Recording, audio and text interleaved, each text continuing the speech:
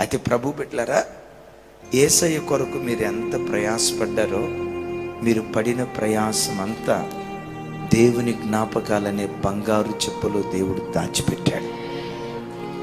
అందుకని బైబిల్లో రాయబడిన కొన్ని మాటలు ఉన్నాయి చూసారా?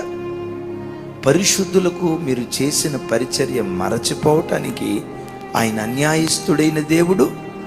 అంటే మీరు ఈ ప్రాంతంలో ఈ సంఘానికి వచ్చినప్పటి నుండి, ఈ సంఘానికే కాదు, మీరు ఏ సంఘాలకు వెళ్ళారో రక్షించబడిన నాటి నుండి నేటి వరకు ప్రభు కొరకు మీరు ఏమేం చేశారో, దైవ సేవకుల కొరకు మీరు ఏమేం చేశారో అవన్నీ దేవుడు తన జ్ఞాపకాల్లో దాచుకున్నాడు.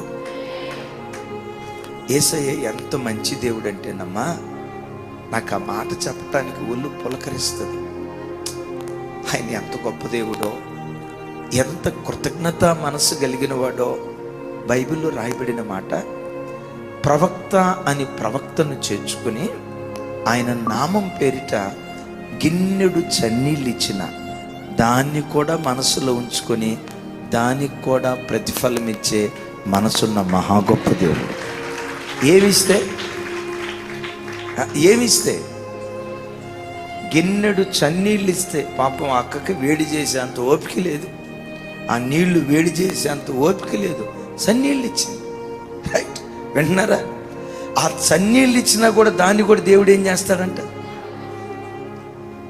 గిన్నెడు పాలిస్తే కాదు, గిన్నెడు మజ్జిగ ఇస్తే కాదు, గిన్నెడు కూల్ డ్రింక్ ఇస్తే కాదు, గిన్నెడు టీ ఇస్తే కాదు, ఆయన పేరిట, అమ్మో సేవకుడు వచ్చాడు మా ఇంటికి, ఒట్టి చేతులతో ఎట్లా పంపిస్తాను?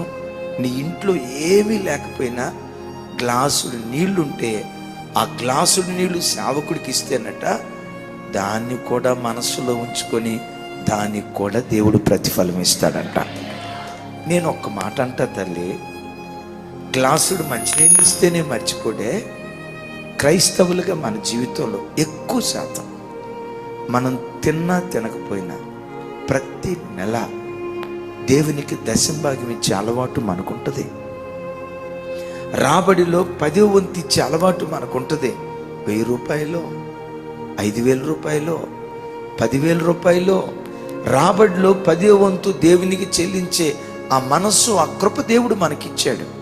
నేనంట, గిన్నెడు మంచినీళ్ళు ఇస్తేనే మర్చిపోడే, ప్రతి నెల దశంభాగం అని 5,000, 1000 రూపాయలు, 10,000 రూపాయలు, 500 దేవునికి ఇస్తున్నావే, గిన్నెడు మంచినీళ్ళు ఇస్తేనే మర్చిపోని దేవుడు ఎంత చేస్తున్న నిన్ను నీ దేవుడు ఎలా మర్చిపో